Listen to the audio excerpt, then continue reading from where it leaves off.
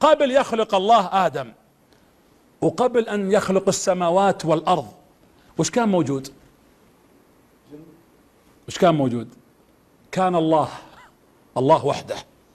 كان الله وحده ولم يكن شيء موجود، لا أنا ولا أنت ولا أبونا آدم ولا أمنا حواء، كلنا مستحدثين في الأرض.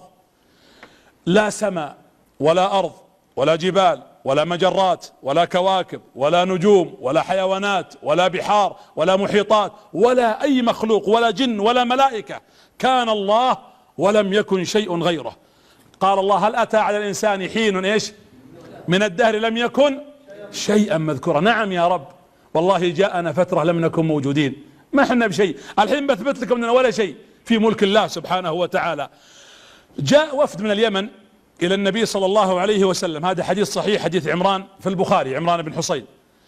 قالوا: يا رسول الله، جئناك من اليمن. شوفوا وش يسألون عنه. وسلامنا على أهل اليمن، أهل اليمن والإيمان والحكمة والعلم، ونسأل الله سبحانه وتعالى أن يخرجهم من هذه الأزمة وأن يكفيهم شر الحوثية وشر هؤلاء هذا البلاء الذي أصيبت به اليمن وغيرها. اليمن جاء وفد منهم إلى النبي صلى الله عليه وسلم، قالوا: يا رسول الله، جئناك نتفقه في الدين. قال: اسألوا ايش تبون؟ قالوا: نسألك عن أول هذا الأمر ماذا كان. شفتوا بسؤالهم؟ يعني قبل نخلق وش كان موجود على الأرض؟ التفت الرسول قال: سألتم عن أمر عظيم، كان الله ولم يكن شيئا قبله.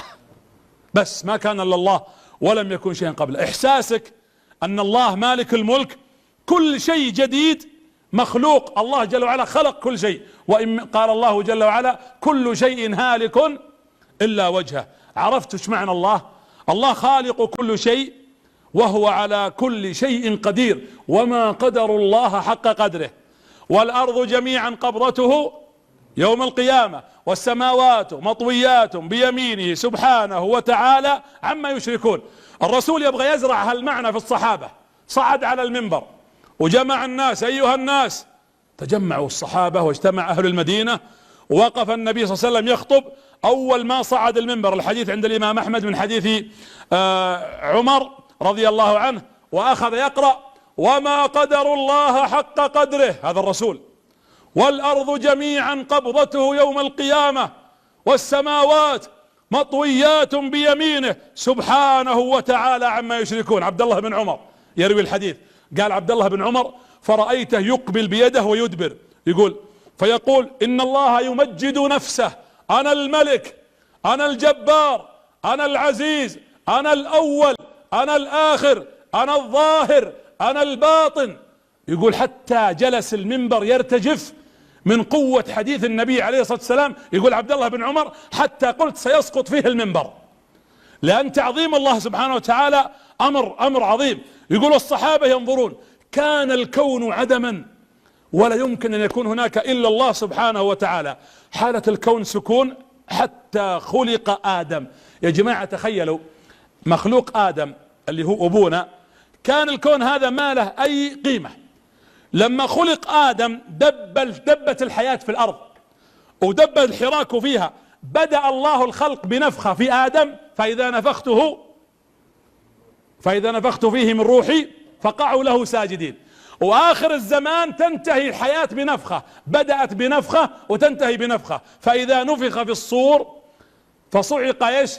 من في السماوات ومن في الأرض، كل من على السماوات ومن في السماوات والأرض كلهم ينتهون بنفخة واحدة، كما أنهم بدأوا بنفخة واحدة. ولذلك الله يقول: كل من عليها فان ويبقى وجه ربك ذو الجلال والإكرام. قبل شوية سولف مع الأخوان في السيارة، أقول جاء على بالي يوم القيامة وأنها لا محالة قائمة، والله سبحانه وتعالى سيجعل لها نواميس، سيجعل لها مقدمات، لكن لازم نضع في أذهاننا أنها ستكون. هذا المعنى أن الله كان ولم يكن شيء يذكرنا بحديث النبي: اللهم أنت الأول فليس قبلك شيء، وأنت الآخر فليس بعدك شيء، وأنت الظاهر فليس فوقك شيء، وأنت الباطن فليس دونك شيء. يا جماعة الحسن البصري يقول كلمة عن عمر جميلة بقولها لكم. يقول الحسن البصري يتخيل، يقول: لك أني يوم القيامة هذا حسن البصري يقوله. وكأني بالإسلام يأتي يتصفح وجوه الرجال. الإسلام، تخيلوا الإسلام إنسان مجسد ويمشي يشوف وجه الأول، يقول يتصفح وجوه الرجال فيقول يا رب هذا نصرني، يا رب هذا خذلني، يا رب هذه المرأة نصرتني، يا رب هذه خذلتني. الإسلام يتكلم، يقول فإذا بالإسلام يأتي عند عمر فيقول يا رب، يا رب اسمعوا ما قلت، كنت غريبا حتى أسلم هذا الرجل. كنت غريبا حتى أسلم عمر. يا جماعة، يا جماعة لو تصفحنا مو بالإسلام، لو المسجد اللي جنب بيتك ما بينك وبينها الا عشرات الخطوات يتصفح انت تصلي 5 فروض في وقتها ولا لا، كان سجلنا الطوام والمصايب. يا جماعة لو جلسنا نفتش جوالاتنا الآن لدخلنا على بلاوي ومصايب إلا من رحم الله، في روابط وفي محافظ خاصة. أنا أقول العودة إلى الله تنطلق إذا عرفت قيمة هذا الإسلام. يقول النبي قمت ذاك اليوم فرأيت في المنام، صلى الفجر والتفت على الصحابة قال رأيت في المنام كأني بقصر عظيم في الجنة. الرسول يقول شفت في المنام أني داخل الجنة ومررت على قصر كبير. شوفوا لحظة ابغاكم تنتبهون، يقول فقلت للملائكة أهذا لي من جمال القصر؟ يقول الرسول هذا القصر قصري؟ الرسول يقوله. قالوا لا يا رسول الله إنما قصرك أعظم من هذا. يقول فإذا بجوار القصر جارية حرمة من حوريات الجميلات. قلت قصر من هذا؟ قالوا هذا قصر عمر بن الخطاب. يقول فصددت بوجهي ما ابغى اشوف الجارية. قال عمر لما يا رسول ليش لفيت بوجهك؟ قال خشيت ان ارى الجارية وانا اعرف غيرتك يا عمر تغار على النساء. قال او منك اغار يا رسول الله؟ القصر شافه الرسول في الجنة. وقال النبي صلى الله عليه وسلم مرة رأيت رجلا يتوضأ بجوار القصر في الجنة، وهذا الرجل فوليت يقول رأيت رجلا في الجنة يتوضأ عليه الصلاة والسلام، او رأى الجارية تتوضأ بجانب القصر في القصة الاولى. ثم قال رضي الله عنه رأيت في المنام ان الناس يعرضون علي. بوقف وقفة بسيطة، انت يا اخوي ابو غربي، وانت يا ابو فهد، وانت يا راجح، وانتم جميعا ومن يشاهدني، تخيل الان انك تعرض على النبي صلى الله عليه وسلم. اسألكم بالله تخيلوا هاللحظة، تخيل الان يوم القيامة وانت جاي باسمك انت يا بدر المشاري، وانت اللي تشاهديني الان واقف امام الرسول، يقول رأيت الناس يعرضون علي واحد واحد وعليهم قمص، كل واحد لابس قميص. وش شكله يا رسول الله؟ قال فمنهم من يصل الى ثدييه، قميص ما حتى غطى بطنه، ومنهم من يرتقي اعلى من ذلك، ومنهم بس عند رقبته زي الزرار، ومنهم من يأتي عريانا. يقول فإذا بعمر ناظر فإذا به يلبس قميصا يجره خلفه، عليه قميص مساتره مغطيه عمر. يقول الصحابة فبما أولت ذلك يا رسول الله؟ نبغى نعرف التأويل. قال أولت القميص بالدين. عمر دينه كبير، دينه كثير، إيمانه بالله قوي. والرسول يقول يأتي يوم القيامة من يلبس القميص إلى الثدي هنا، ومنهم من أقل من ذلك، ومنهم من يأتي عريان. يا رجل أسألك بالله وأنت وأنا لو تقف الآن تقضي حاجتك أكرمك الله ويفتح عليك أحد الحمام قمت فزيت ما تبغى أحد يشوف عورتك، كيف يوم القيامة يقف الإنسان عريان ما في شيء يغطيك اللي يسترك الدين؟ ولذلك قال الله ولباس التقوى ذلك خير. اللباس هذا الثوب يسترك في الدنيا، والتقوى لباسك في الآخرة تسترك يوم القيامة. من كثرت تقواه وإيمانه جاءته اللباس والقميص اللي يستره يوم القيامة. طيب اللي تكشفت وتعرت والتي نطلت الحجاب أصلا في الدنيا ولا في طاعة ولا إيمان، كيف سيكون حالها؟ ولذلك المؤمن العاقل اللي يلبس اللباس الحقيقي هنا بالإيمان والعمل الصالح وبما يرضي الله، أول النبي عليه الصلاة والسلام القميص بالدين الذي يجر خلف عمر. ولذلك النبي قال لعلي، قال لعمر يا عمر إني لأحسبك أن الله يجري الحق على قلبك وعلى لسانك يا عمر، فأنت فاروق يفرق بين الحق والباطل. علي بن أبي طالب كم له من زوجة؟ تعرفون ولا ما تعرفون؟ تزوج كم زوجة؟ تزوج تفضل. هو فاطمة واحدة من زوجات، لكن كم عدد زوجاتها كلهن؟ أنتم يا المشاهدين جاوبوا بين بعضكم. ها تزوج 10. أول زوجة تزوجها فاطمة وما تزوج عليها احد. يوم خطط انه يتزوج عليها جاء خبر ان ابو لهب يقول له بزوجك بنتي. ابو لهب يبغى يقهر النبي صلى الله عليه وسلم، بس قال ازوجك ابنتي. عمه ابو لهب ترى عم النبي، ابو لهب ابن عبد المطلب، هو عم النبي عليه الصلاة والسلام، لكن الله جل وعلا يهدي من يشاء ويضل من يشاء. قال لي علي انا بزوجك بنتي. فغضب النبي عليه الصلاة والسلام قال لا يا علي، لا تجتمع بنت رسول الله مع بنت عدو الله في بيت واحد، لا يمكن. هذه عد رسالة الحريم خليهم ينبسطون. ممنوع التعدد يقول النبي صلى الله عليه وسلم في الحالة احتراما لفاطمة. والنبي صلى الله عليه وسلم هنا يقول فاطمة لها مكانتها، سميت الزهراء. وش معنى الزهراء يا جماعة؟ انتم عرب والسيرة يجب نقراها بعمق. يعني زهرة حياته. انا اب وعندي بنات واعرف وش معنى قيمة البنت لما تقول زهراء، زهرة حياته، قيمة الراحة التي اجدها هنا. فسميت الزهراء، وقيل لانها كالوردة كالزهراء من جماله رضي الله عنها، وقيل لانها زهرة حياة النبي صلى الله عليه وعلى اله واصحابه وسلم. طبعا تزوجها فاطمة، اول واحدة تزوجها علي. كم كان عمرها يوم تزوجها؟ بسرعة انا ودي اسألكم لكن ليضيق الوقت. عمرها 18 سنة تزوجها، وعمرها 18 سنة. تزوجها متى؟ قيل بعد غزوة بدر، وقيل بعد غزوة احد، يعني ما بين السنة الثانية الى الثالثة تقريبا في هذا التاريخ. ولما تزوجها عاشت معها تدرون كم سنة؟ قصة فاطمة وعلي اللي يسمعها كم سنة توقعون؟ 7 سنوات ونص.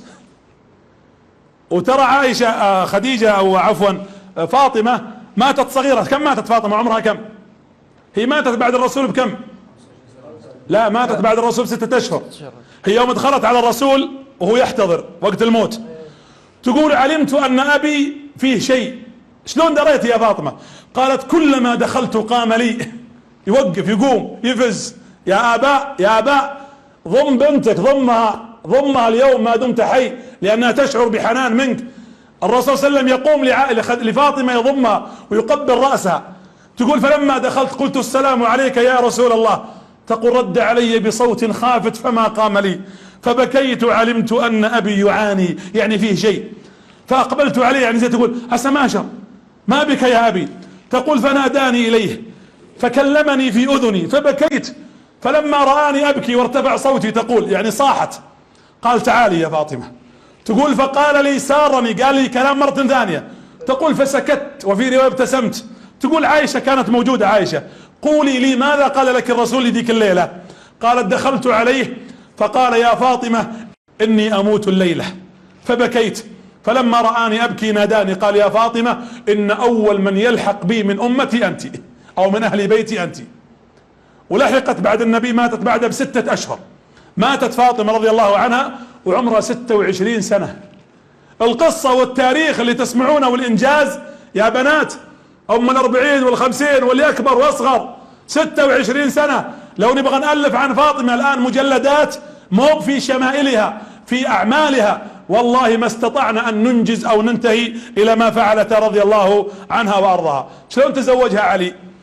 عشان نحرك مشاعركم الشباب للعرس. علي بن ابي طالب راح يخطب فاطمة. قبل يخطبها وش اللي حصل؟ راحوا 2 خطبوها. من اللي خطب فاطمة اول شيء؟ في 2 خطبوها وردهم الرسول. تستغربون هالكلام. راح ابو بكر دخل على النبي صلى الله عليه وسلم قال يا رسول الله ابو بكر اني اخطب ابنتك فاطمة. فنظر النبي صلى الله عليه وسلم، منحرج النبي صلى الله عليه وسلم منه، صديقه وابو بكر الصديق. قال يا ابا بكر انها صغيرة عليك، يعني البنت صغيرة. وهنا الرسول راعى موضوع السن. وانا اقول مو بحرام انها تتزوج الصغير الكبير، لكن مراعاة السن، وانا اقول هذا وجهة نظري الشخصية، مراعاة السن، مراعاة الثقافة، مراعاة البيئة مهمة جدا بين الزوجين، لان مشاكل الطلاق اليوم اغلبها من عدم التوافق بين الزوجين. قالوا للرسول، قال لابو بكر البنت صغيرة يا ابو بكر واعتذر اليك. وبعد اشهر جاء من يخطبها؟ عمر بن الخطاب. هم ليش خطبوها ابو بكر وعمر؟ هم يعرفون انها صغيرة، يبغون نسب النبي، يبون القرب اكثر من الرسول. فقال عمر يا رسول الله اني اخطب منك فاطمة. قال انها صغيرة يا عمر نعتذر.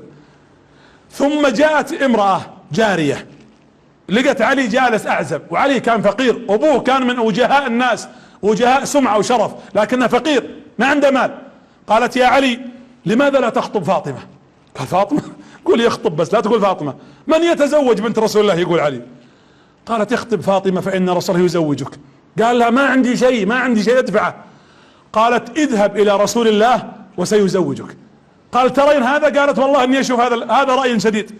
يقول علي فرحت لبست الجبة، يعني شخصت زي واحد راح يخطب. يقول يوم دخلت شفت الرسول ما عاد عرفت اتكلم. يقول هبته حتى لم استطع افتح فمي بكلمة. يقول فجلست. يقول قال الرسول ما الذي اتى بك يا علي؟ يقول ما قلت شيء. يقول جيت اشوفك بس. يقول فنظر الي النبي فقال يا علي اتيت لتخطب فاطمة؟ يقول قال لي مباشرة. قلت نعم يا رسول الله. قال وما معك؟ وش عندك تدفع لها؟ قال والله ما عندي شيء، والله اني جايين على قولتهم ما معي لا وراي ولا قدامي. قال لها النبي صلى الله عليه وسلم اعلم ان عندك درع، عندك درع موجودة تحارب فيها. قال يا رسول الدرع ما يسوى شيء 400 درهم. قال ائتني بالدرع فهو مهر لفاطمة. هذه رسالة. ولذلك لما جاء وفاة النبي شوفوا من اللي كان عند الرسول في الحجرة؟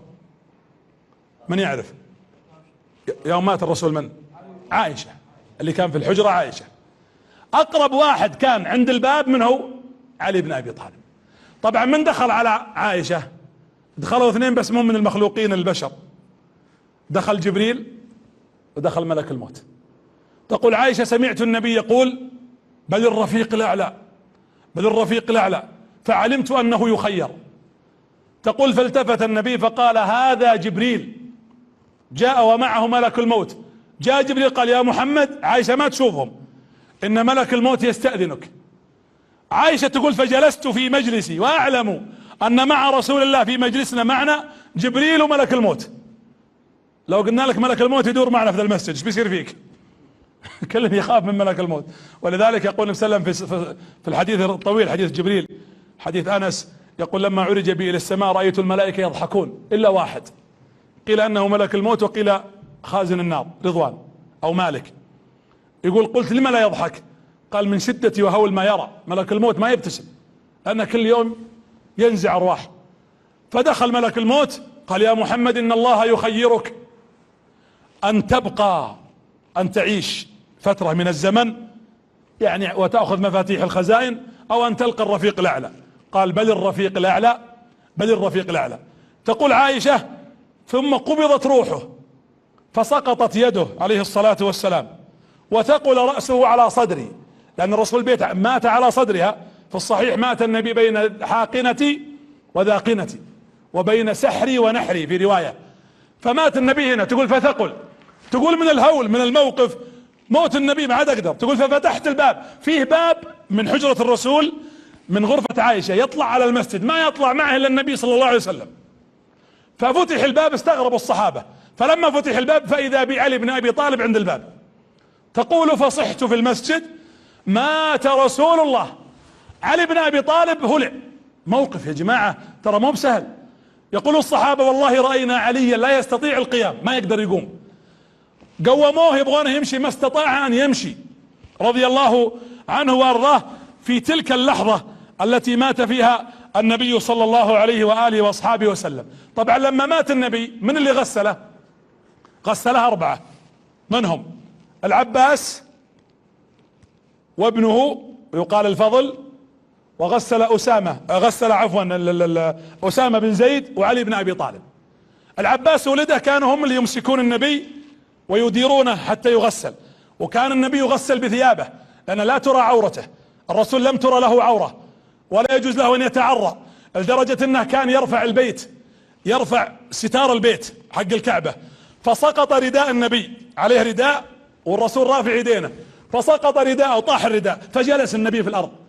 قال عمه لما يا محمد تفعل ذلك؟ قال إن الله حرم علي أن أتعرى حتى إذا مت ما يتعرى. ولذلك النبي يوم مات ما خلعت ملابسه، غسل بثيابه.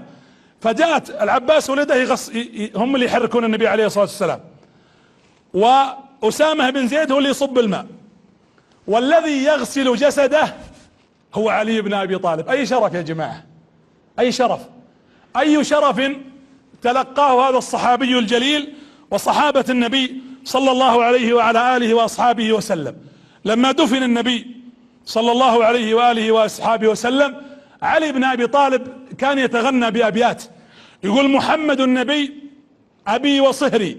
شلون أبي؟ من يعرف؟ لأنه تربى في بيته. ولذلك يوم ماتت خديجة ومات أبو طالب، كان عام حزن على النبي وعلى علي مات أبوه أبو طالب وماتت خديجة أمه اللي ربته في بيته، فكان يقول الكلمات: محمد النبي أبي وصهري، وحمزة سيد الشهداء عمي، وجعفر الذي يضحي ويمسي يطير مع الملائكة ابن أمي. ثم قال: وبنت محمد سكني وعرسي، مشوب لحمها بدمي ولحمي، وسبط أحمد ولداي منها، فمن منكم له سهم كسهمي. يقول: من منكم له سهم مثل سهمي؟ محمد أبي ترباني، وحمزة سيد الشهداء عمي، وجعفر أخوي من ابن أمي، وبنت محمد فاطمة يقول زوجتي وعرسي. من يتغزل منا في زوجته اليوم؟ يلا، هذا يقول: وبنت محمد سكني وعرسي، مشوب لحمها بدمي ولحمي، وسبط أحمد، الحسن والحسين، وسبط أحمد ولداي منها، فمن منكم له سهم كسهمي.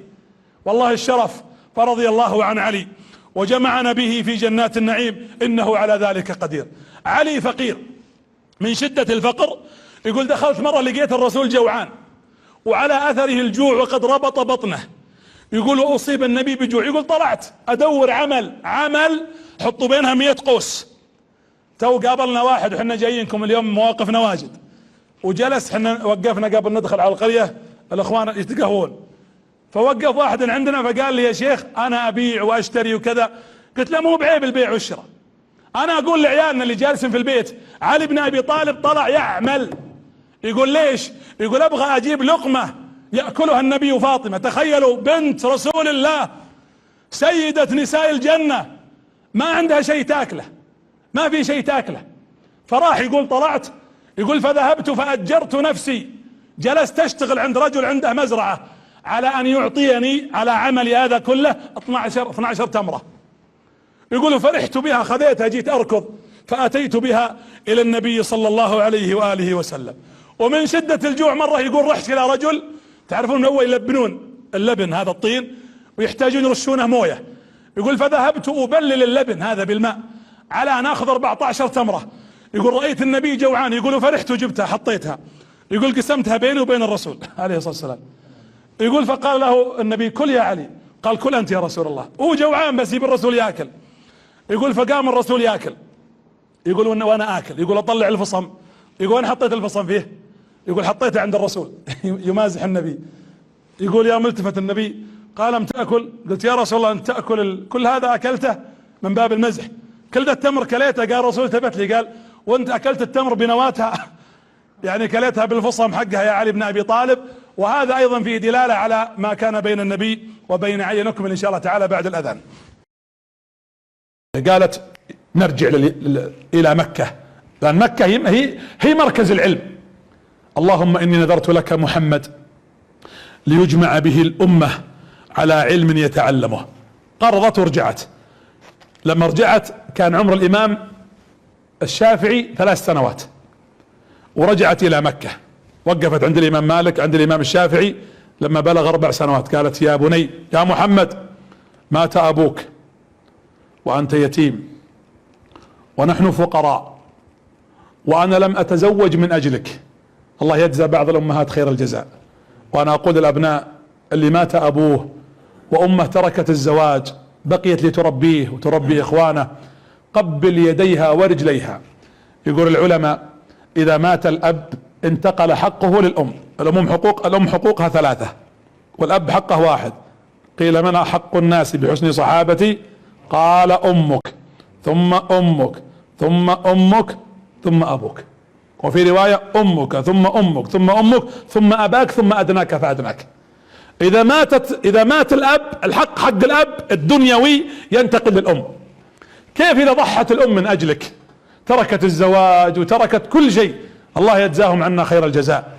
ولذلك ينتبه لهالنقطة. تقول: يا بني، أنا فقيرة وأرملة وأنت أيضا كذلك يتيم، تركت الزواج من أجلك. يا بني اسمعوا، تكلم واحد عمره 4 سنوات، 4 سنوات. حنا لجينا الآن تكلمك واحد عمره 15 سنة تقول له ما يختوه بزر بزر، أبو 20 سنة بزر، تقول له راح جيب خبز ما يفهم، تقول له راح جيب سباك ما يعرف، تقول له راح ما مصيبة. هذا تقول له يا بني. يقول الإمام الشافعي يوم كبر يقول لا زلت أذكر حينما أمسكت أمي أذني قالت يا محمد نحن فقراء وأنت يتيم وأنا أرملة، مات أبوك، تركت الزواج من أجلك، يا محمد إني نذرتك للعلم لعل الله أن يصلح بك أمة محمد صلى الله عليه وسلم. شوفوا الرسالة اللي عند الأم.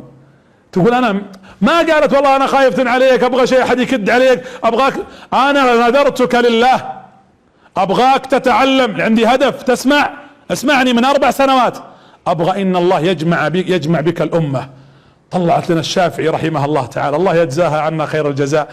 هنيئا لفاطمة بنت عبد الله الأزدي اللي لازلنا ندعو لها بعد القرن الثاني إلى اليوم، لأنها أخرجت لنا إماما كالإمام الشافعي.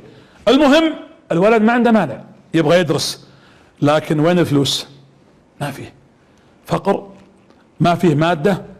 قالت يا بني، قصة كفاح، نذهب إلى مكة.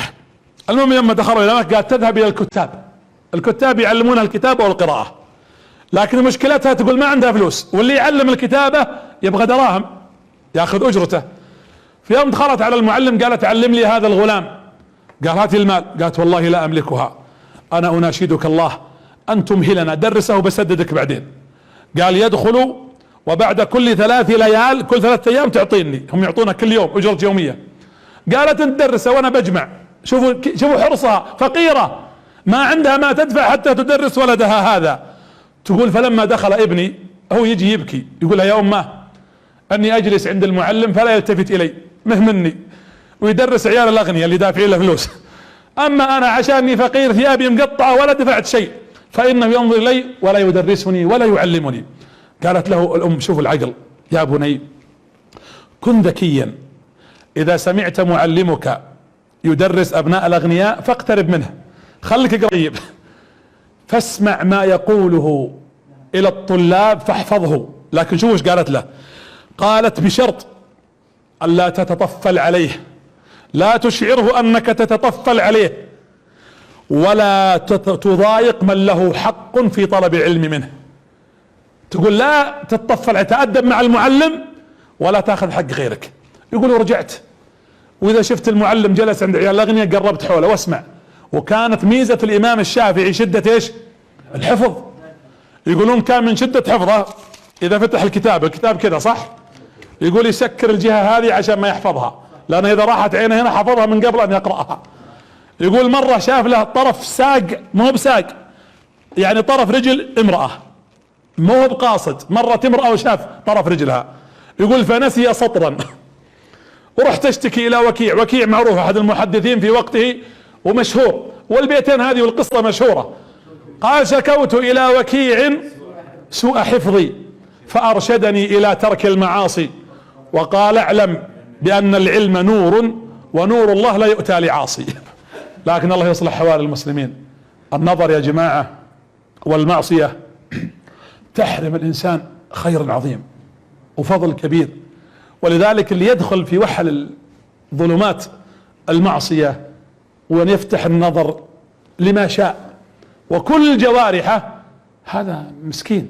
ولا تقف ما ليس لك به علم ان السمع والبصر والفؤاد كل اولئك كان عنه مسؤولا.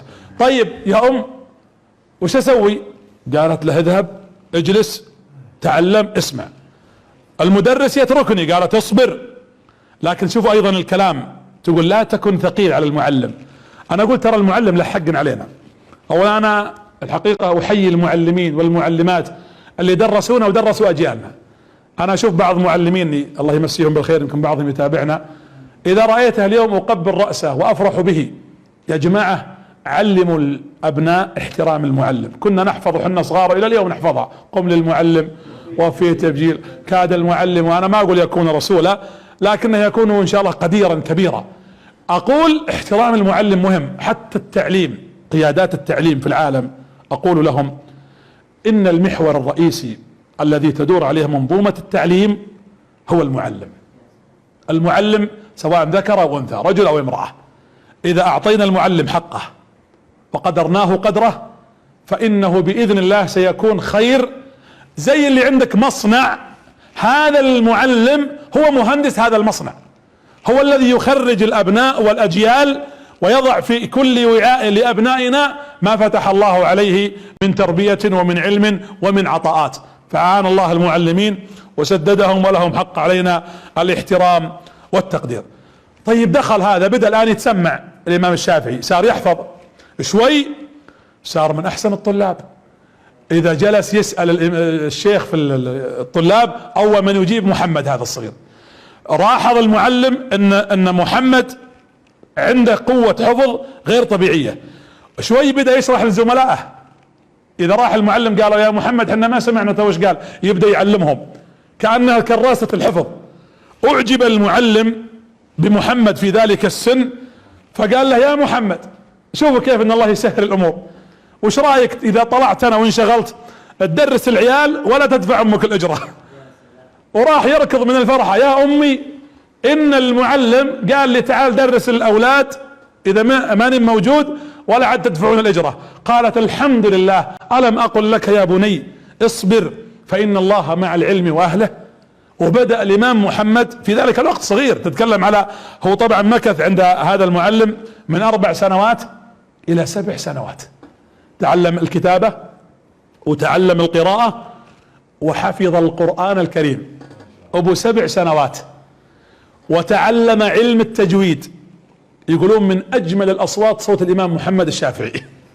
كان اذا قرأ في المسجد ودخلوا الناس يدخلون المسجد صغير، يقفون خلفه يوقفون يتسمعونه، يقول ويبكون من جمال قراءته وتلاوته. ما اجمل ان تكون في بيوتنا، ان يكون في بيوتنا عشرات من عيالنا الحفاظ، البنات والبنين. يا جماعه بعض عيالنا ما يحفظ جزء عامه.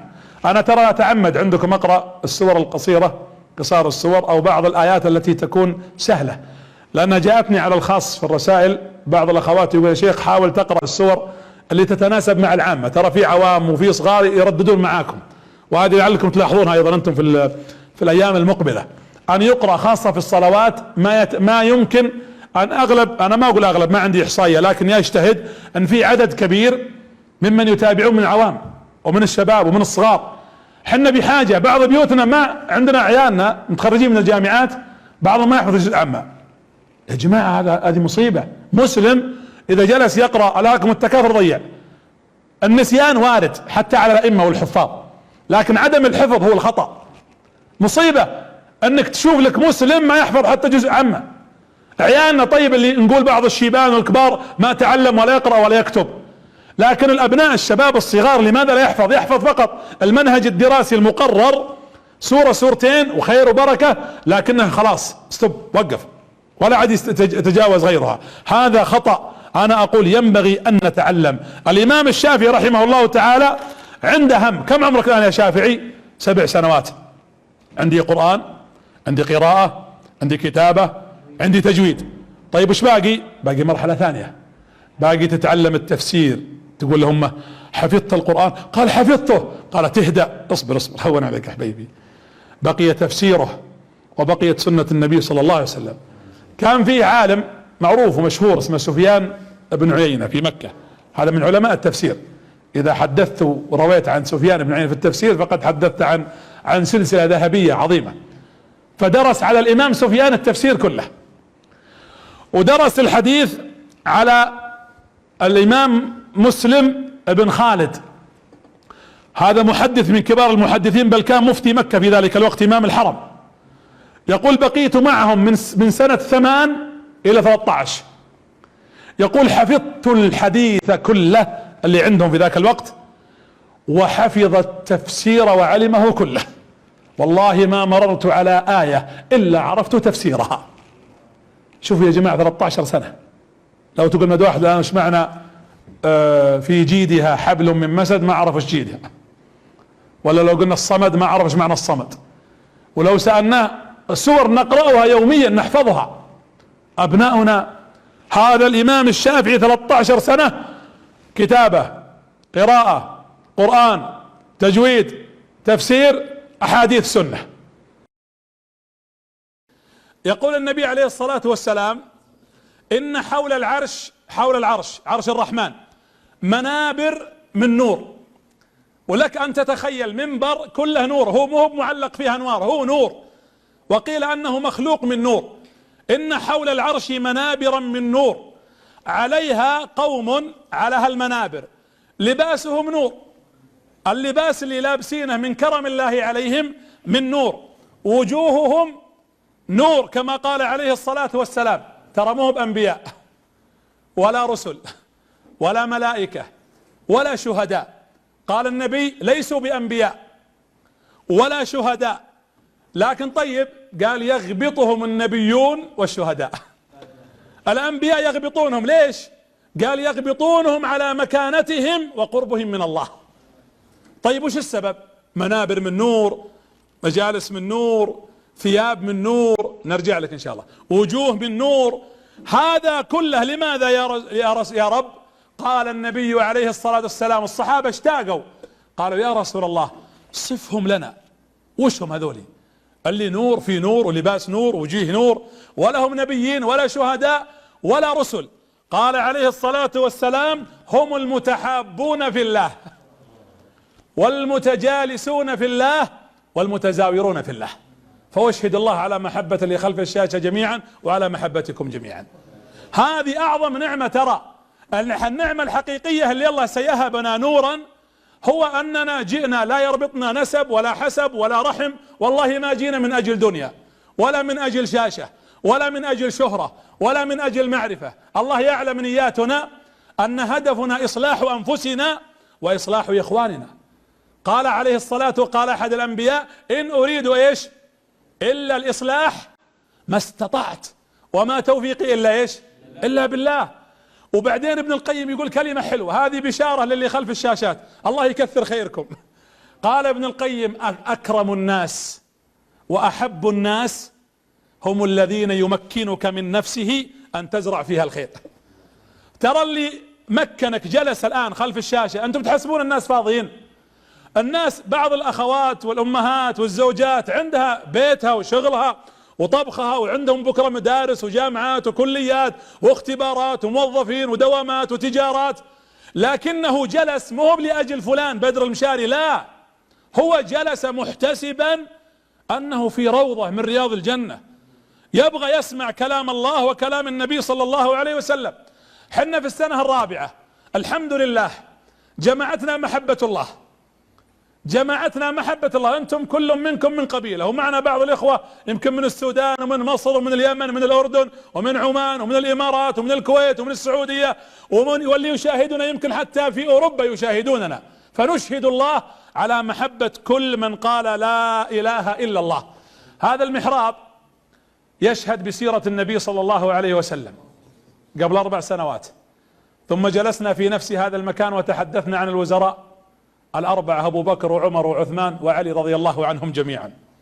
ثم تحدثنا العام الماضي عن الحسن والحسين والأئمة ورثة الأنبياء، الإمام أبو حنيفة والإمام مالك والإمام الشافعي والإمام أحمد. أحداث ومواقف. تدرون ايش أتمنى اليوم؟ أمنيتي في هالمكان مثل أمنية عمر بن الخطاب. دخل على الصحابة وهو خليفة، كانوا في مجلس، فقال لهم عمر رضي الله عنه وهو يتكلم معهم، قال لهم: ماذا تتمنون؟ وش تتمنون؟ قال واحد من الصحابة: تمنيت أن في هذه الدار مملوءة ذهبا فأنفقها في سبيل الله وأتصدق بها. ما الإجابة جيدة، والصحابي ذكر كلاما جميل. قال عمر: وش تتمنون؟ أنا مو بهذا اللي أبيه. قال واحد ثاني: يتمنى أنها ملئت زبرجدا ولؤلؤا وأتصدق فيها وأنفقها في سبيل الله. قال: ماذا تتمنون؟ قالوا: يا عمر، علمنا أنك تريد أمنية غير أمنياتنا، وش تريد يا عمر؟ قال: والله لو تمنيت، يقول له عمر، لتمنيت أن تملأ رجالا كأبي عبيدة ابن الجراح وكحذيفة بن اليمان وكمعاذ رضي الله عنه. يقول ابغى رجال مو فقط لانهم رجال كانوا يتلقون القرآن ويعملون بالقرآن. يقول فمررت على قبر ابي فقالت امي هذا قبر ابوك. يقول فوقفت عند قبري فبكيت وكأني به يبكي صلى الله عليه وسلم، يقول ليتني رأيتك. ثم بعد ذلك يقول النبي صلى الله عليه وسلم رجعت. يقول حنا في الطريق تتكلمون على ولد عمره 6 سنوات. انا اناشد ابنائي الاحباب الايتام اللي فقدوا ابوه واللي فقد امه، الله يجعلهم في جنات النعيم ويغفر لهم ويخلف عليك يا بني، لكن اصبر وشوف رسولك عليه الصلاة والسلام. هذا الرسول يقول نحن في طريقنا مرضت امي، مكثنا عند اخوال ابي شهرا ثم مرضت امي عندهم، فقامت فتحاملت على نفسها ومشينا. يقول فسقطت علينا في الطريق بين مكة والمدينة، ما معهم الا جارية، هو جارية والام. يقول فسقطت ثم كانت تلفظ انفاسها الاخيرة. يقول النبي فجلست اتلفت، صغير طفل ومعهم الجارية ام ايمن اللي قال عنها الشاعر يا ام ايمن قد بكيت واننا نلهو ونلعب دون معرفة السبب الى اخر الابيات. يقول فتقدم، يقول فاذا بامي ترفع يديها ثم ضمته عليه الصلاة والسلام فماتت. ولك ان تتخيل طفلا رأى قبر ابيه وامه تموت بين يديه. يقول فجلست انا والجارية نحفر قبرها 3 ليال حتى حفر قبرها ثم دفناها. تقول الجارية فبكى صلى الله عليه وسلم. يقول بعد 50 سنة يقول فاستأذنت ربي وانا ذاهب الى فتح مكة ان ازور قبر امي فاذن لي، فلما وقفت على قبره يقول ابو بكر والله ما منا احد مع رسول الله الا بكى من بكائه وهو ينظر الى قبر امه. قال بعض الصحابة كان برسوله يقول يا ليتها ماتت على الاسلام، لان ام النبي صلى الله عليه وسلم وابوه ماتوا على الكفر، والنبي صلى الله عليه وسلم ينظر يقول فاستأذنت ربي ان استغفر له فلم يؤذن لي، لكن اذن له ان يزور قبر امه. ولذلك انا اقول لعيالي الايتام الذين فقدوا ابائهم وامهم اصبروا صابروا ورابطوا واتقوا الله، واعلموا ان ما فقدتموه في الدنيا ستجدونه ان اصلحتم انفسكم في الاخرة. الله يغفر لابائنا وامهاتنا ويجعل مثواهم الجنات جنات النعيم. اللهم اني اعلم ان في بيوت المسلمين اليوم من فقدوا امهم او فقدوا ابائهم، اللهم اغفر لهم وارحمهم.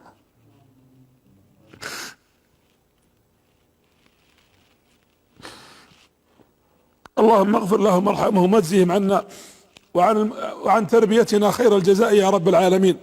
فهذا النبي عليه الصلاة والسلام مع جده، النبي الابن وهو يقف كذلك على القبر، والنبي عليه الصلاة والسلام الاب.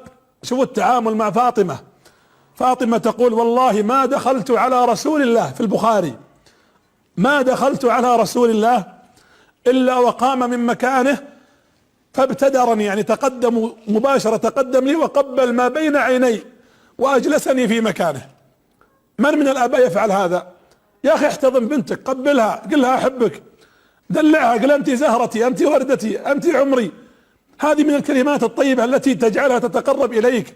هذا فعل النبي. تقول الا مرة واحدة دخلت عليه فما قام، فوالله اني علمت انه ما قام الا من اذى قد اصابه وكان مرضه الذي مات فيه.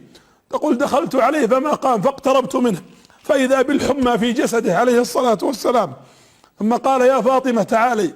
تقول فكلمني رسول الله عليه الصلاة والسلام ثم بكت ثم دعاني مرة ثانية فسارا، يعني سر.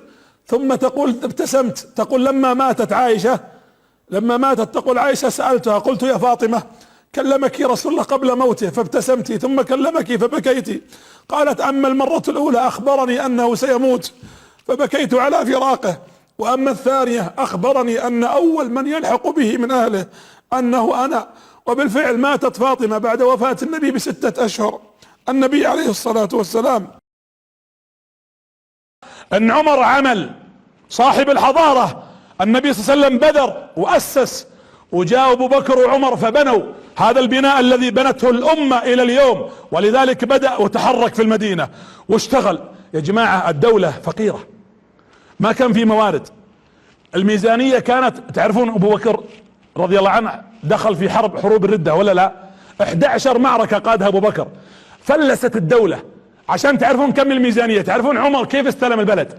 عمر لما جاء ابو بكر يموت التفت على عائشة قال يا عائشة كم لأبيك من مال؟ قالت مالك شيء، فلوسك خلصت.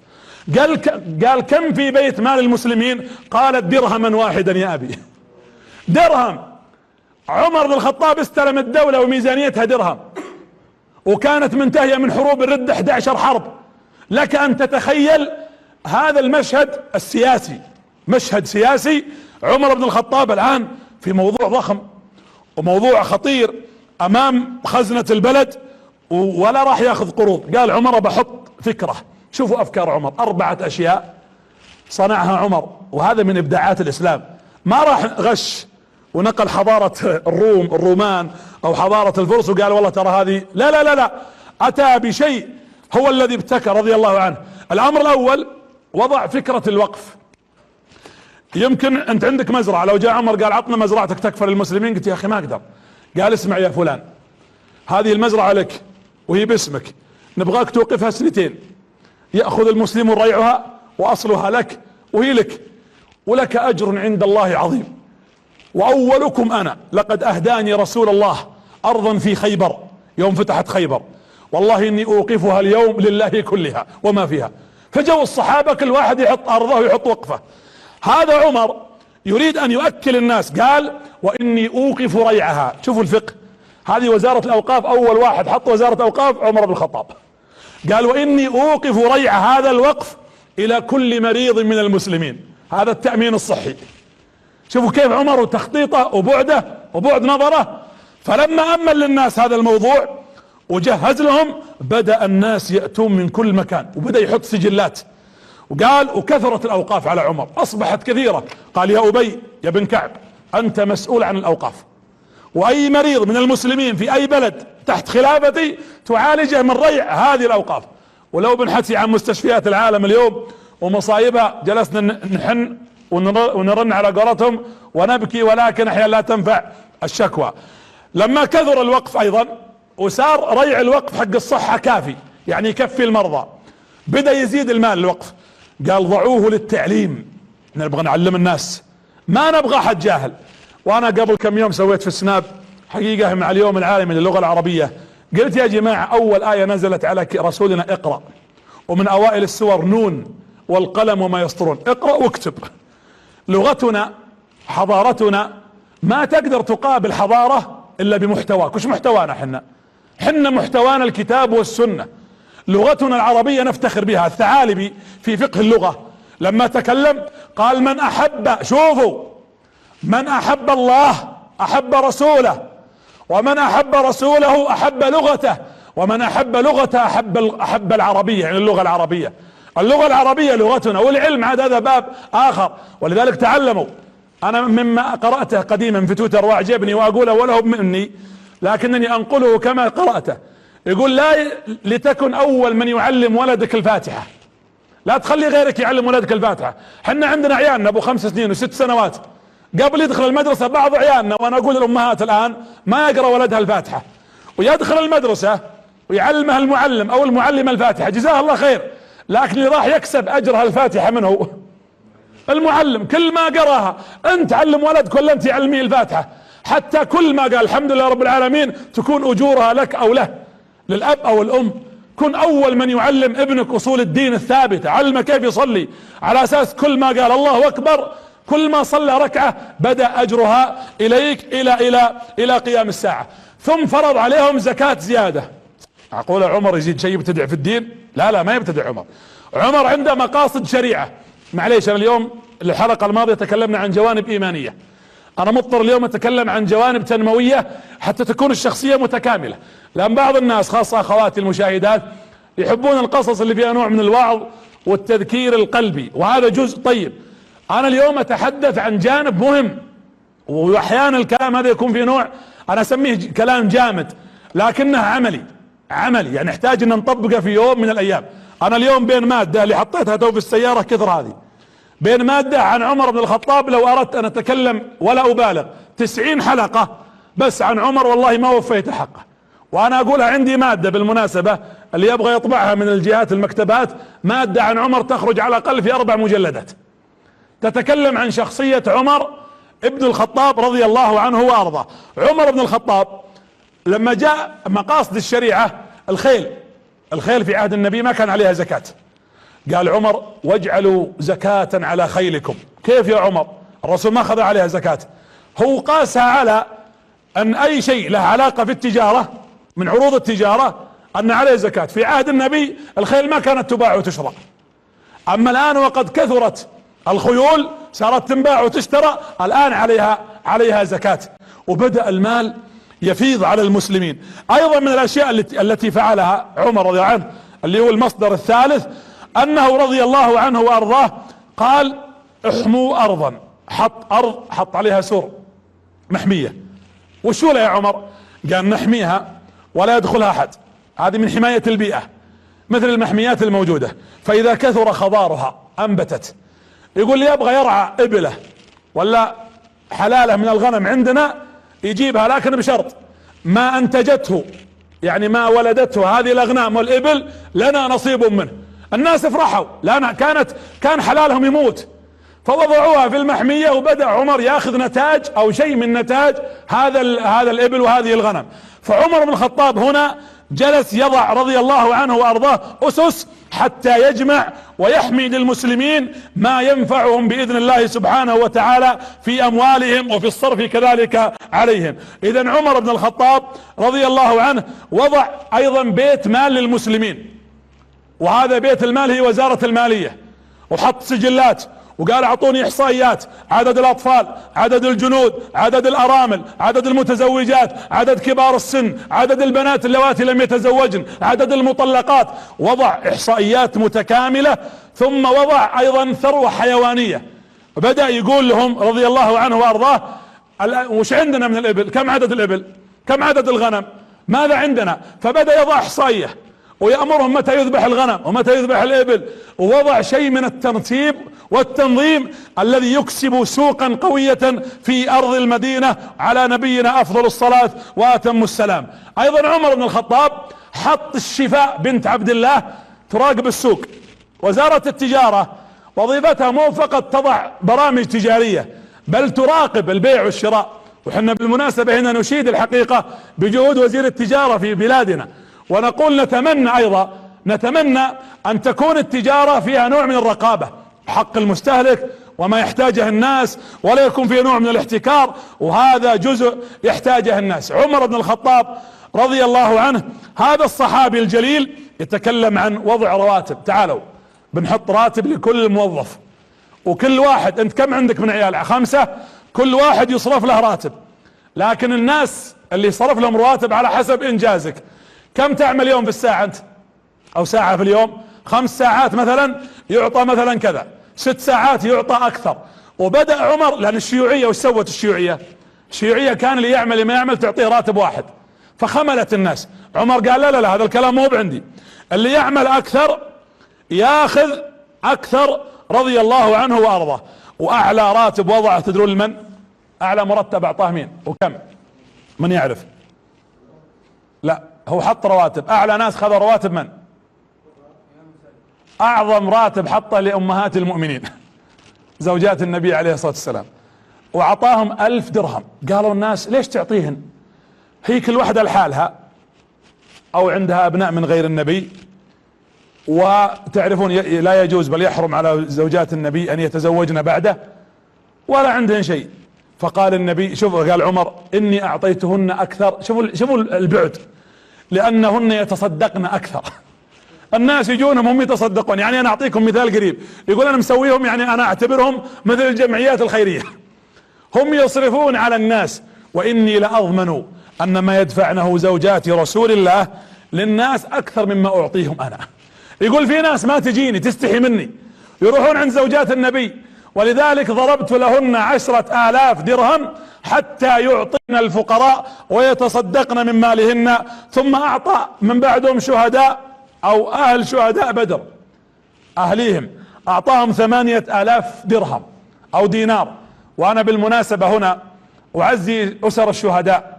عندنا اليوم حقيقة حرب في حدود بلادنا، اسأل الله جلت قدرته ان يحفظ بلادنا وبلاد المسلمين. ونقول لجنودنا ورجال الامن في كل مكان: انتم بالنسبة لنا تاج على الرؤوس، ونحفظ لكم حقكم. من مات منهم احسن الله عزاء ذويكم، والدولة والمجتمع والناس، وانا اناشد حتى رجال الاعمال والتجار اللي يقدر يسقط القرض عن هذا المرابط او هذا الشهيد، ونحسبهم الله وحسيبهم، او يعطي ابناء هؤلاء، والله انهم يستحقون اقل ما نقدمه. عمر بن الخطاب اعطى ابناء الشهداء 8,000 دينار، ثم جلس عمر بن الخطاب يعطي من حضر احد. شوفوا القصة جميلة، اللي حضر غزوة احد يعطيه 5,000. عبد الله بن عمر ولده حضرها، فجاء اسامة بن زيد وهو حاضر احد فعطى اسامة 5,000، وعطى ولده عبد الله 4. قال له ابوه، قال له عبد الله يا ابتي ورك تعطي اسامة 5 وتعطيني 4، فانا حاضر احد وهو حاضر احد. قال ان ابوه ان اسامة احب يا رسول الله منك، الرسول يحب اسامة اكثر منك، ويحب ابي اكثر من ابيك. زيد ابوه محبوب عند النبي اكثر من عمر بن الخطاب، فلذلك اعطيته. يقول فحضر رجل ايضا من الصحابة رضي الله عنهم ما حضر احد، فراح واعطاه عمر بن الخطاب 4,500. قال طيب حنا اسامة وعرفنا عشان يحب الرسول اكثر مني وحضر احد، هذا ما حضر تعطيه 4,500 وانا تعطيني 4,000. قال ان اباه ابوه حضر احدا وثبت يوم احد اكثر من ابيك. هذا ابوه حضر يوم احد وكان ثباته في احد اكثر مني. يا جماعة شفتوا حضارة الاسلام؟ نبغى نعرف ان الاسلام يرتفع بمثل هذه القيم. وجاء فرض لكل مولود 2,000 دينار، ويوم قال 2,000 دينار لكل مولود وهو يرضع، لكن اذا افطمتهم من الرضاعة اعطوه 400 دينار. قال عمر او 400 دينار وهو يرضع، فاذا فطم 2,000 دينار. فقام عمر رضي الله عنه وارضاه، رأى الناس يفطمون عيالهم بدري عشان يحصلون 2,000 دينار. قال ليش؟ قالوا فطمناهم عشان تعطيهم 2,000 دينار.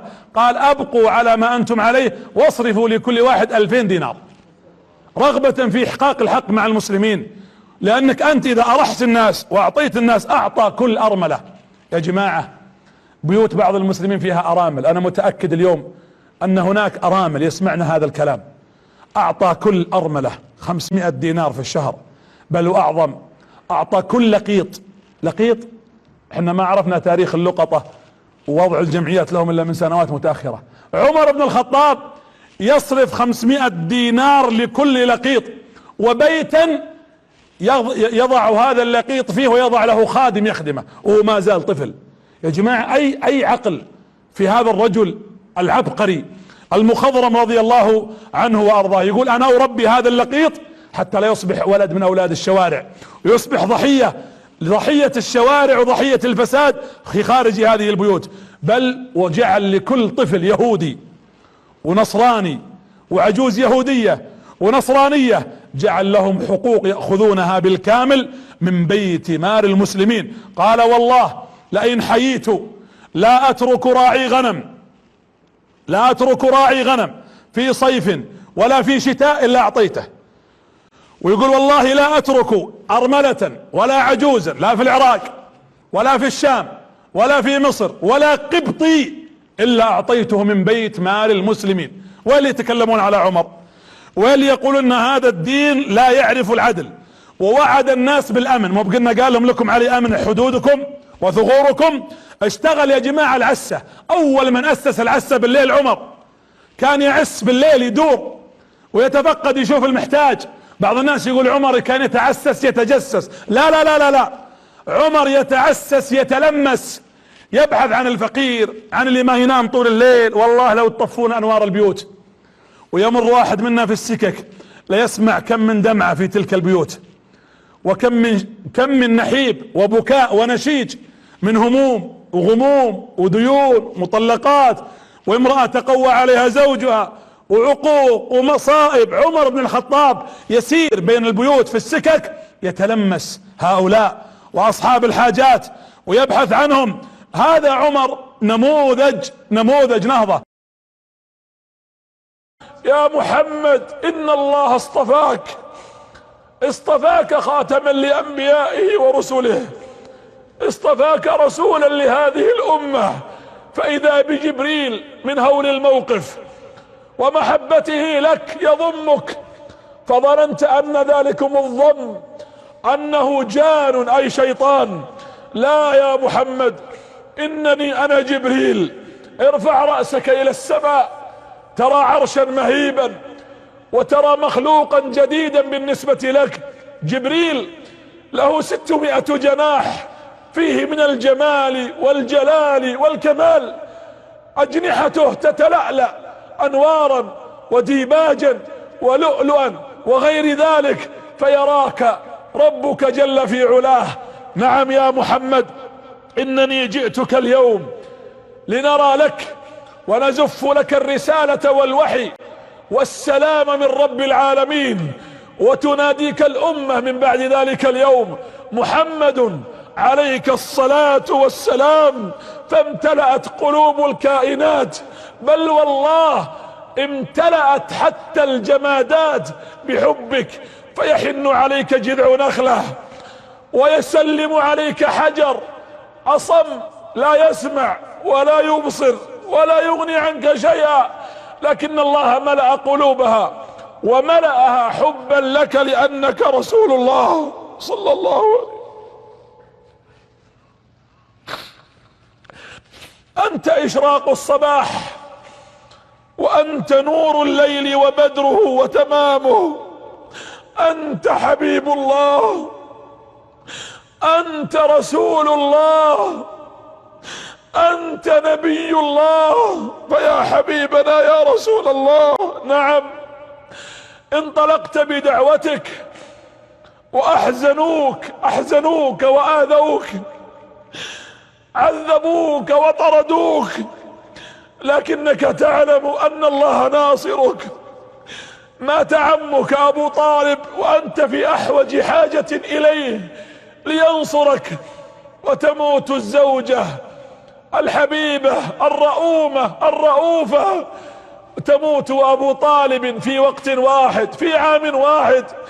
كأن الله يقول لك يا محمد: أنا ناصرك، أنا معينك، أنا ربك، أنا مظهرك، أنا رافع لك ذكرك. وتأتي أمام الكعبة وتبكي يا رسول الله، وتسجد عند الكعبة عند قبلتك، ويأتون كفار قريش يؤذونك، لأنهم علموا أن لن يدافع عنك أحد هنا في الأرض.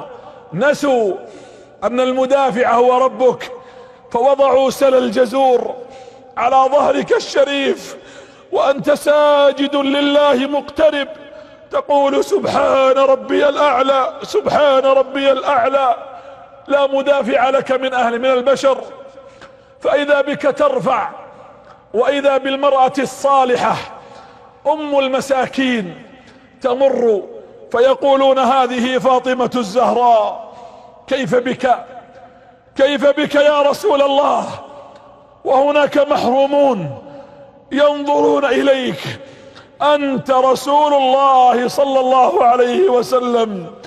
يا رسول الله، إننا نعلم يا حبيبنا يا رسول الله كأننا بك وأنت تبكي ودموعك تنزل، عليك الصلاة والسلام، وربك يقول لك: ما ودعك ربك وما قلاه. نعم، وجدك ضالا فهدى، ووجدك عائلا فأغنى. أنت كنت يتيما فآواك ربك سبحانه وتعالى. قالوا عنك مجنون وسكت، وقالوا عنك شاعر وكاهن، وقلت: يا رب، اللهم اغفر لقومي فإنهم لا يعلمون. إنك رسول الله وأنت الذي قلتها بملء فمك: إن معي ربي سيهدين. الله ناصري، الله كافيني، الله رافعني، الله سبحانه وتعالى معي. قلت معي ربي فرفعك ربك، وأنت راجع من الطائف طردوك، ضربوك، آذوك وأدموك. نعم، كأننا بك وأنت تمشي تهيم يا رسول الله كما قلت عن نفسك، وتقول: إليك يا ربي أشكو ضعفي وقلة حيلتي وهواني على الناس. أنت ربي ورب المستضعفين، إلى من تكلني؟ إلى عدو يتجهمني، أم إلى قريب ملكته أمري؟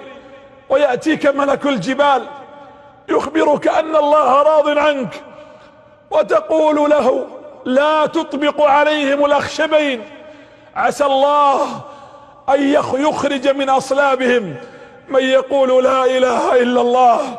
وها هي أصلاب الرجال يا رسول الله أخرجت أمما يحبونك ويشهدون أن لا إله إلا الله كما تنبأت وكما أردت وطلبت ربك، ويشهدون أنك أيضا رسول الله. قلت يا الله في يوم بدر: فنزل معك 3000 من الملائكة على خيولهم وبسيوفهم يحاربون معك ويثبتون المؤمنين ويدافعون عن هذا الدين. قلت الله معي، فإذا بالناس يقبلون على دينك ويشعرون بأنك على حق، بل ويؤمنون بذلك. مررت ببنات وبنيات صغار من بنات الأنصار وأنت تدخل المدينة، وحينما دخلتها جئنك البنات فقلت لهن بلسانك العذب وكلماتك النيرات وحنانك المعهود ورحمتك ورأفتك بالخلق، قلت لهؤلاء البنات: هل تحببنني؟ فنادينك بصوت واحد: نعم نحبك يا رسول الله. وخرج مع البنات رجال وشباب ونساء وأمة عريضة كبيرة اليوم تشهد أنك رسول الله.